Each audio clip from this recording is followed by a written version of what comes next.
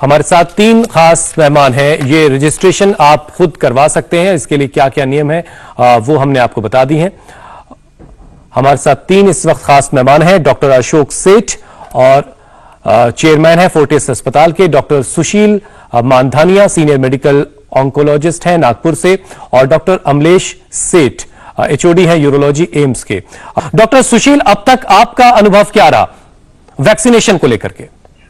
नमस्कार।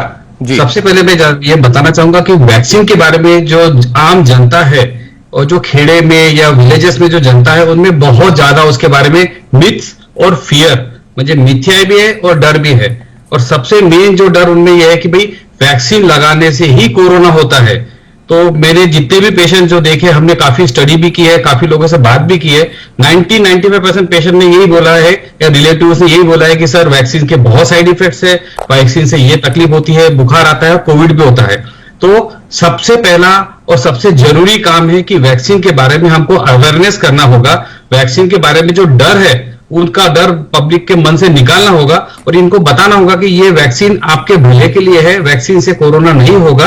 और इसका एक उदाहरण में देना हर बार हर पेशेंट को देता हूं कि लास्ट पहली वेव में नियरली 700 डॉक्टर्स की डेथ हुई थी। इस सेकंड वेव में हमारे पास हार्डली कोई डॉक्टर्स की डेथ है और इसका मेन कारण सिर्फ और सिर्फ वैक्सीन ही है। चलिए, बहुत अच्छी बात है। डॉक्टर सुशील, अब 18 साल से ज्यादा के उम्र के लोगों को 1 मई से वैक्सीन लगने की शुरुआत होगी, लेकिन सवाल यह है कि इतनी बड़ी आबादी हमारी है और हम देख रहे हैं कि महाराष्ट्र में, खासतौर से मुंबई के कई बड़े बड़े जो सेंटर्स हैं जहां पर वैक्सीनेशन का प्रोग्राम चल रहा था पहले से, उन जगहों पर वैक्सीन ही अवेलेबल नहीं है। ऐसे में अभी क्या दिख रहा है आपको कि कितने वक्त में हम 18 से प्लस के लोगों को कितनी वैक्सीन लगा पाएंगे और कितना टाइम लगेगा कि हम जो सीवियरिटी है कम से कम कोरोना की उसको कंट्रोल कर पाए? जैसे आज विश्व की स्थिति देखते हैं तो इंडिया की जो स्थिति है वो we have youngest population of world. तो 15 से 45 के बीच में हमारी जो पॉपुलेशन है वो हाईएस्ट है वर्ल्ड में।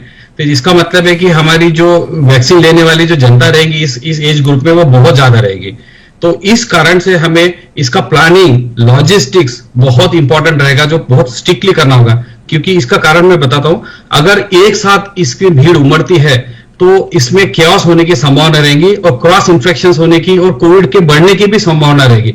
तो सबसे पहला हमारा अटेम्प्ट रहना चाहिए कि नंबर ऑफ बूथ्स बढ़ाने पड़ेंगे, हेल्थ केयर वर्कर्स को मोटिवेट करना पड़ेगा, एनजीओ को लेना पड़ेगा। उससे भी बड़ी चीज डॉक्टर सुशील कि वैक्सीन अवेलेबल हो, सबके लिए वैक्सीन की अवेलेबिलिटी का सबसे पहले सवाल है और इसी वजह से दुनिया भर से अब टेंडर मंगाए जाने की शुरुआत हो रही है, लेकिन अभी अवेलेबिलिटी इतनी नहीं है। हम देख रहे हैं कि लगातार अलग अलग सेंटर्स जो है वो बंद किए जा रहे हैं। तो 18 प्लस से अगर सभी लोगों को हमें वैक्सीन देनी है तो उस बड़े पैमाने पर हमारे पास वैक्सीन का स्टोरेज होना भी बहुत जरूरी है।